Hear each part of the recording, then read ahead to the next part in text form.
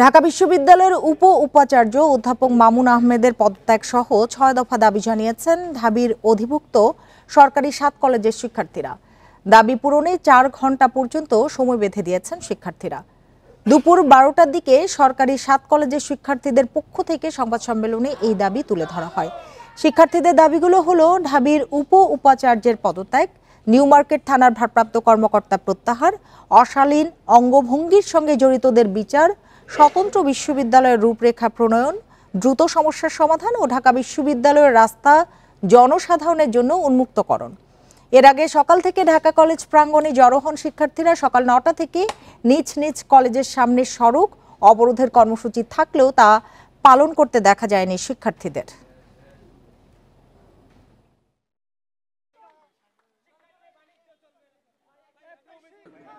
ঢাকা কলেজের শিক্ষার্থী রাকিবের উপরে যেভাবে নির্মম, যে ফ্যাসিস্ট আওয়ামী লীগের আমলে পুলিশ যেভাবে হামলা করতো, ঠিক সেম কায়দায় হামলা হয়েছে। আগামী ৪ ঘন্টার ভিতরে এই হামলাকারীদেরকে শনাক্ত করে বিচারের আওতায় আনতে হবে। যদি না নেয়, ৪ ঘন্টা পরে Dhaka college, Titumir college, ৭ college সহ আমরা কঠোর কর্মসূচি দিতে বাধ্য হব। স্থায়ী ক্যাম্পাসের দাবিতে আন্দোলনে নেমেছে রবীন্দ্র বিশ্ববিদ্যালয়ের শিক্ষার্থীরা। ১ সপ্তাহ ধরে বন্ধ আছে ক্লাস ও পরীক্ষা। শিক্ষার্থীরা বলছেন, সরকারি বিশ্ববিদ্যালয়ে পড়েও সব সুবিধা থেকে বঞ্চিত তারা। দাবি মানা না হলে আন্দোলন চালিয়ে যাওয়ার ঘোষণা দিয়েছে শিক্ষার্থীরা। ৮ বছরেও নির্মাণ হয়নি সিরাজগঞ্জের রবীন্দ্র বিশ্ববিদ্যালয়ের স্থায়ী ক্যাম্পাস। এবার সেই দাবিতে আন্দোলনে নেমেছেন শিক্ষার্থীরা। প্রতিদিনই ২ ঘণ্টা মহাসড়ক অবরোধ করে বিক্ষোভ করছেন তারা। ১ সপ্তাহের বেশি সময় ধরে বন্ধ ক্লাস পরীক্ষা। বারবার আবেদন জানিয়েও সাড়া না পাওয়ায় এবার লাগাতার কর্মসূচিতে শিক্ষার্থীরা। ২০১৭ সালে শাহজাদপুর মহিলা কলেজের একটি ভবনে অস্থায়ী কার্যক্রম শুরু হয় রবীন্দ্র বিশ্ববিদ্যালয়ের। শিক্ষার্থীর সংখ্যা বাড়ায় বঙ্গবন্ধু মহিলা কলেজের ২য় ক্যাম্পাস ও একটি কমিউনিটি সেন্টার ভাড়া করে ৩য় ক্যাম্পাস চালু হয়। তবে লাইব্রেরি, সেমিনার হল, খেলার মাঠ, আবাসিক হল কোনো সুবিধাই পাচ্ছেন না বিশ্ববিদ্যালয়ের শিক্ষার্থীরা। আমাদের একাডেমিক ভবন এক জায়গায়, ২ এক জায়গায়, ৩ এক জায়গায়, ক্যান্টিন এক জায়গায়, লাইব্রেরি এক জায়গায়, প্রশাসনিক ভবন এক জায়গায়। আমরা এখান থেকে ওখানে, ওখান থেকে এখানে শুধু দৌড়াদৌড়ি করে বেড়াই। মহিলা ডিগ্রি কলেজ থেকে আরেক মহিলা ডিগ্রি কলেজে আমরা যে পড়াশোনা করি। আজকে আমি রাস্তায় নেমেছি কিসের জন্য? ক্যাম্পাসের দাবিতে। দীর্ঘ ৮ বছর হয়ে গেছে, এখনো ক্যাম্পাস নাই। এভাবে যদি শিক্ষার্থীরা যদি এখানে পড়ালেখা করে, তারা জীবনে কিছু করতে পারবে না বলে আমি মনে করি। ২৫০ বিঘা জমি থাকার পরও ভাড়া ভবনে চলছে কার্যক্রম। বিশ্ববিদ্যালয়ের উপাচার্য জানান, স্থায়ী ক্যাম্পাস নির্মাণে ৯,০০০ কোটি টাকার বাজেট কমিয়ে ৬০০ কোটি করে জমা দেওয়া হয়েছে। ৭ বার তাদের পরামর্শ মতে আমাদের ফান্ড কমাতে 94% কমিয়ে এখন 6% এসে দাঁড়িয়েছি আমরা।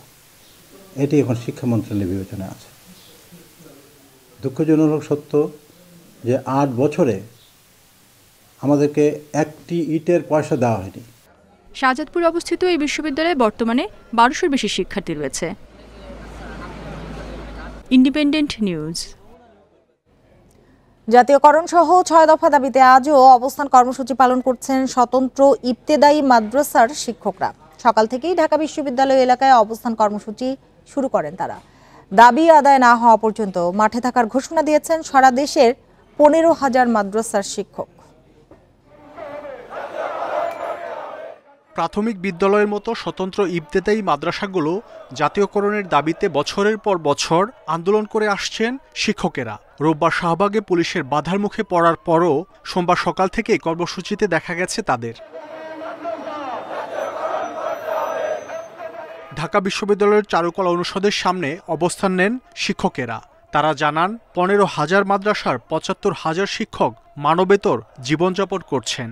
১৫১৯টি মাদ্রাসার নামে মাত্র সহকারী শিক্ষক ৩৩০০ টাকা পায়, আর প্রধান শিক্ষক ৩৫০০ টাকা পায়। বাকি ৪০,০০০ শিক্ষক কোনো বেতন ভাতাই পায় না। স্বতন্ত্র ইত্যাদি মাদ্রাসার শিক্ষকগুলা বিগত ৪০ বছর যাবৎ এই বেতন অবহেলিত। ১৯ তারিখ থেকে আমাদের আন্দোলন শুরু হয়েছে, মানে আজকে আমাদের ৯ম দিন আমরা এখানে আছি। আন্দোলনে শিক্ষকরা দাবি তোলেন, প্রাথমিক বিদ্যালয়ের নীতিমালা মেনে শিক্ষা কার্যক্রম চালানো হলেও ইবতেদায়ী মাদ্রাসা জাতীয়করণ করা হয়নি। দাবি না মানলে রাজপথে থাকার হুঁশিয়ারি দেন তারা। যতক্ষণ আমাদেরকে এই স্বতন্ত্র ইবতেদায়ী মাদ্রাসাগুলোকে জাতীয়করণ করা হবে না, ততক্ষণ এই ঘোষণা না পাওয়া পর্যন্ত আমরা অবস্থান কর্মসূচি চালিয়ে যাব। আমাদের প্রত্যেক শিক্ষক যেন বেতনটা পায়, ন্যূনতম বেতনের জন্য পায়, এটা আমরা চাইতেছি। এর আগে রোববার প্রেসক্লাবে অবস্থান কর্মসূচি থেকে প্রধান উপদেষ্টার কার্যালয় অভিমুখে পদযাত্রা ও স্মারকলিপি দেওয়ার ঘোষণা দেন শিক্ষকেরা। ঢাকা বিশ্ববিদ্যালয়ের ভেতর দিয়ে শাহবাগ থানার সামনে পৌঁছালে লাঠিচার্জ ও জলকামান ব্যবহার করে পুলিশ। মাহমুদ শরীফ, ইন্ডিপেন্ডেন্ট নিউজ, ঢাকা। ইবতেদায়ী মাদ্রাসার শিক্ষকদের অবস্থান কর্মসূচি নিয়ে আরো জানাতে শাহবাগ থেকে আমাদের সাথে যোগ দিয়েছেন সহকর্মী মোহাম্মদ ওমর ফারুক। ওমর ফারুক, এই মুহূর্তে কি চিত্র দেখছেন? নিরাপত্তা ব্যবস্থা কেমন নেওয়া হয়েছে? আশপাশের সড়কের কথাও বলবেন। আর দায়িত্বপ্রাপ্ত কেউ কি শিক্ষকদের সাথে কথা বলতে এসেছেন কিনা?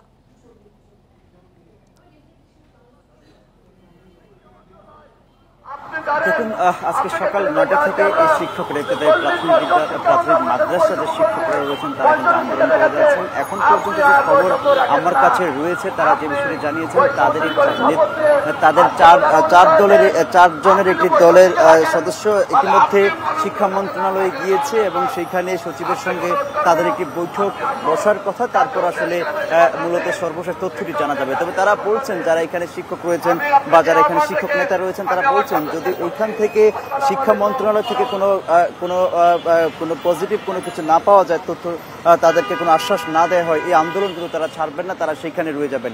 এর আগে অর্থাৎ 19শে জানুয়ারি প্রেস ক্লাবের সামনে তারা অবস্থান কর্মসূচি নিয়েছিলেন। এরপর গতকালকে তারা এখান থেকে প্রেস ক্লাব থেকে তারা প্রধান উপদেষ্টার কার্যালয়ের দিকে যাচ্ছিলেন স্মারকলিপি নিয়ে। তখন কিন্তু শাহবাগে আসার পরে তাদের উপর পুলিশ লাঠিচার্জ করে এবং তাদেরকে সেখান থেকে ছত্রভঙ্গ করে দেয়। এরপর কিন্তু বেশ কয়েকজন আহত হয়ে হাসপাতালে ভর্তি এখনো রয়েছে। তবে আমাদেরকে এই যারা এখানে রয়েছেন তারা জানিয়েছেন এখন পর্যন্ত সারা দেশে 1984 সাল থেকে প্রায় 15,000 প্রাথমিক ইবতেদায়ী মাদ্রাসা রয়েছে এবং সেইখানে প্রায় 75,000-এর মতো শিক্ষক রয়েছে। তারা অনাহারে অর্ধাহারে জীবন কাটাচ্ছে বলে আমাদেরকে জানিয়েছে, মানবেতর জীবনযাপন কাটাচ্ছে। এবং এর বাইরে যদি আমি বলি, প্রায় 1000-এর উপরে কিছু মাদ্রাসা রয়েছে যে অনুদানভুক্ত এবং সেই সব মাদ্রাসায় যারা প্রধান শিক্ষক রয়েছে তারা কিন্তু 3500 টাকা বেতন পাচ্ছে এবং যারা সহকারী শিক্ষক 3200 টাকা।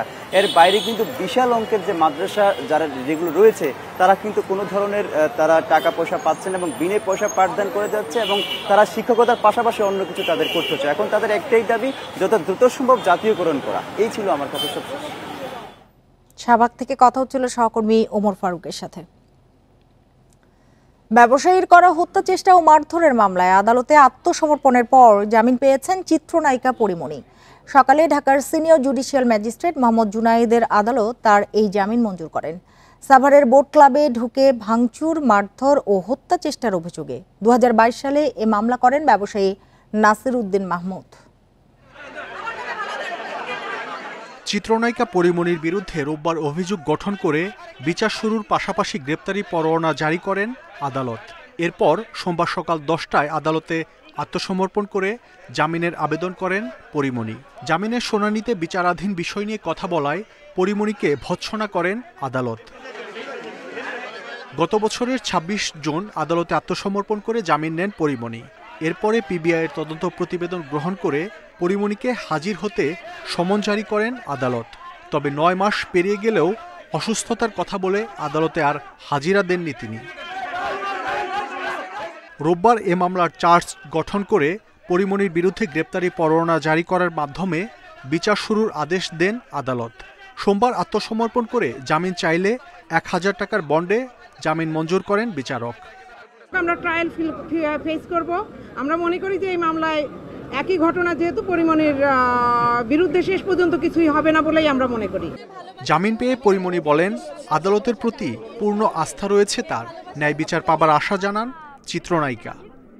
আমার বিশ্বাস যে আমি সঠিক বিচার পাবো, আমি ন্যায় বিচার পাবো।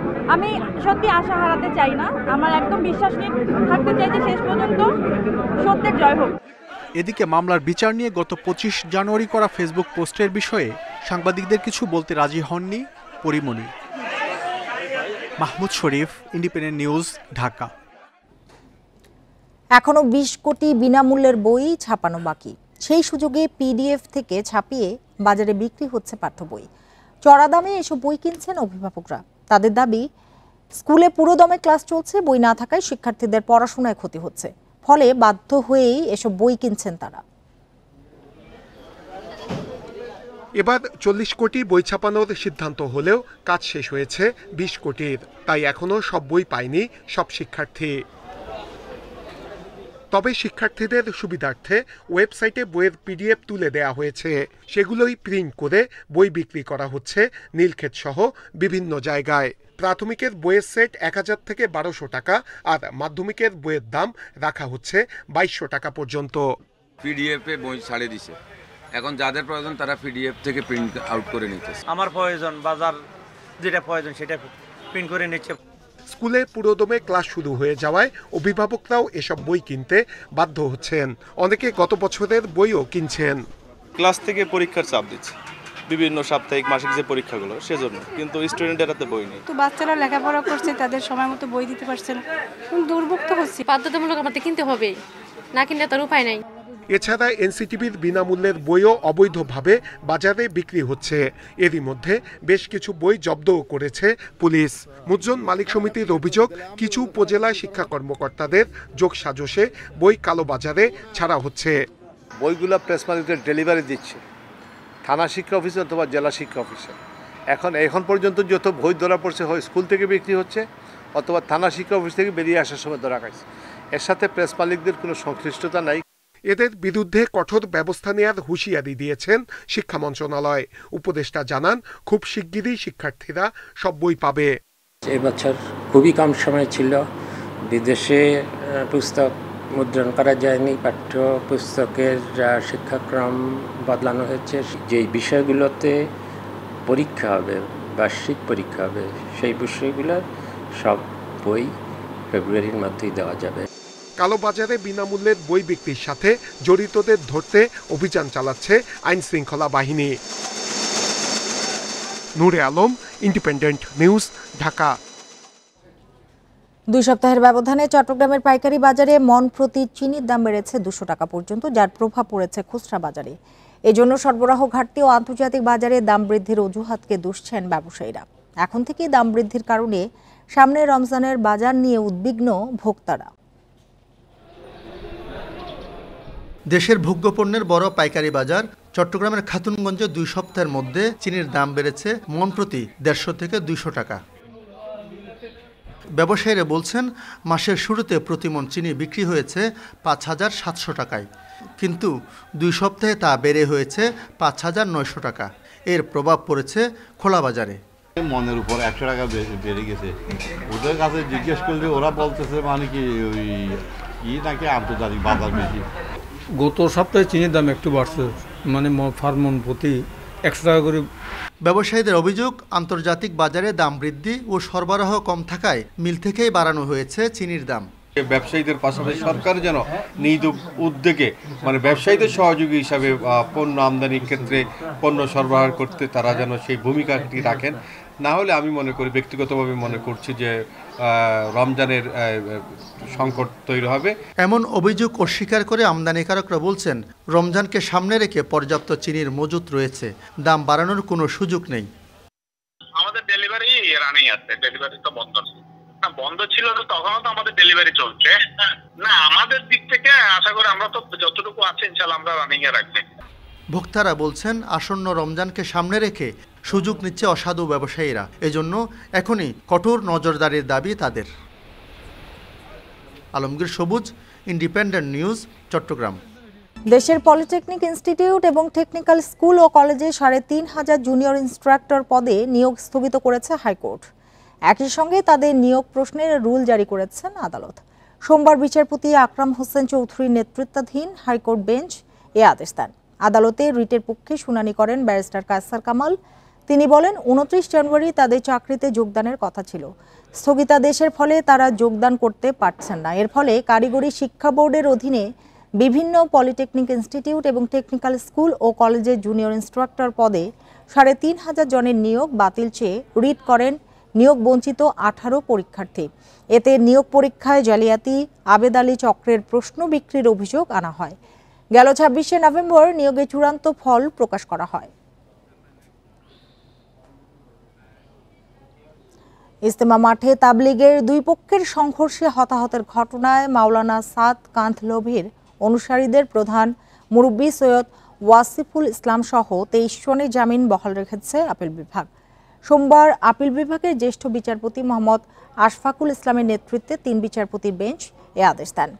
আসামি পক্ষের আইনজীবী ব্যারিস্টার আব্দুল্লাহ আল মামুন জানান, পরবর্তী শুনানি 23 ফেব্রুয়ারি, এর আগে 8 জানুয়ারি হাইকোর্ট পুলিশ প্রতিবেদন দেওয়া পর্যন্ত তাদের জামিন দেয়। বাদী পক্ষের জামিন স্থগিতের আবেদনে আজ শুনানি হয়। এ সময় আসামি পক্ষের আইনজীবী আদালতকে জানান, দুপক্ষের ইজতেমার তারিখ নির্ধারিত হয়েছে। তারা এর আগে কোনো ধরনের শুনানি হলে পরিস্থিতি আবারও অস্থিতিশীল হতে পারে। আদালত বিষয়টি আমলে নেয় এবং পুলিশ প্রতিবেদন তৈরি না হওয়ায় জামিন বহাল রাখে। গত 17 ডিসেম্বর রাতে টঙ্গীর ইজতেমা মাঠে সংঘর্ষ ও হতাহতের ঘটনায় 19 ডিসেম্বর টঙ্গী পশ্চিম থানায় মামলা করেন মাওলানা জোবায়েরের অনুসারী SM আলম হোসেন। এতে 29 জনের নাম উল্লেখ সহ অজ্ঞাত কয়েকশো জনকে আসামি করা হয়।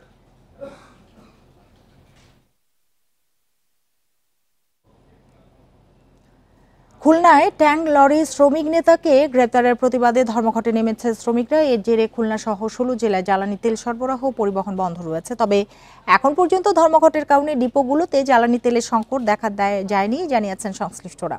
এদিকে অভিযুক্ত শ্রমিক নেতা আলী আজমের জামিন নামঞ্জুর করেছে আদালত। নাশকতার মামলায় খুলনা বিভাগীয় ট্যাঙ্ক লরি শ্রমিক ইউনিয়নের সাধারণ সম্পাদক আলী আজিমকে গ্রেপ্তার করা হয় রোববার দুপুরে।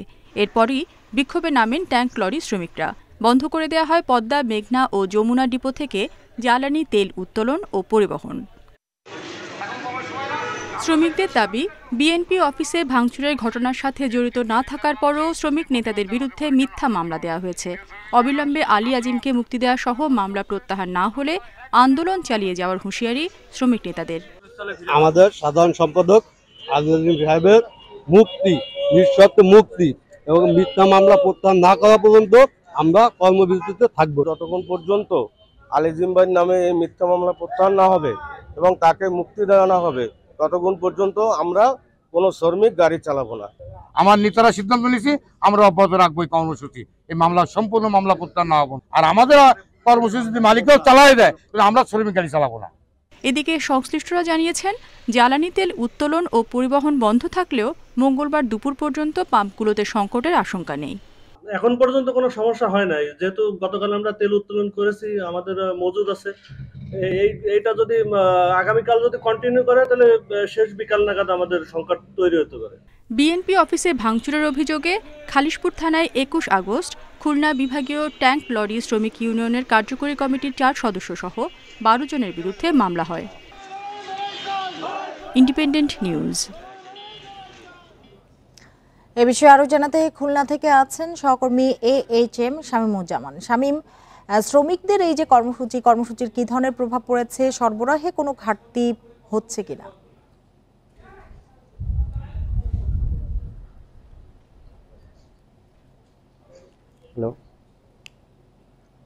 হ্যালো শামীমুজ্জামান, আপনি কি শুনতে পাচ্ছেন আমাকে?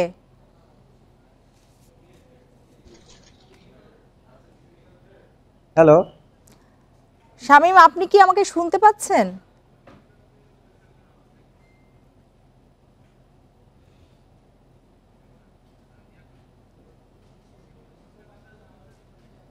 দুঃখিত, সংযোগটি বিচ্ছিন্ন হয়ে গেছে। আমরা বরং চলে যাচ্ছি পরের খবরটিতে। সাবেক দুর্যোগ ব্যবস্থাপনা ও ত্রাণ প্রতিমন্ত্রী ডাক্তার এনামুর রহমানকে গ্রেপ্তার করেছে মহানগর গোয়েন্দা পুলিশ। আজই তাকে আদালতে তোলা হতে পারে। রোববার মধ্যরাতে রাজধানীর বসুন্ধরা এলাকা থেকে তাকে গ্রেপ্তার করা হয়। বিষয়টি নিশ্চিত করেছেন ডিএমপির মুখপাত্র মোহাম্মদ তালেবুর রহমান। তিনি জানান, ডাক্তার এনামুর রহমানের বিরুদ্ধে হত্যাসহ একাধিক মামলা রয়েছে। তিনি 10ম ও 11শ জাতীয় সংসদে ঢাকা 19 আসন থেকে নির্বাচিত হন। বিগত আওয়ামী লীগ সরকার পতনের সময় তিনি দুর্যোগ ব্যবস্থাপনা ও ত্রাণ মন্ত্রণালয়ের প্রতিমন্ত্রী ছিলেন। এনাম মেডিকেল কলেজ ও হাসপাতালের প্রতিষ্ঠাতা চেয়ারম্যানও ডাক্তার এনামুর রহমান।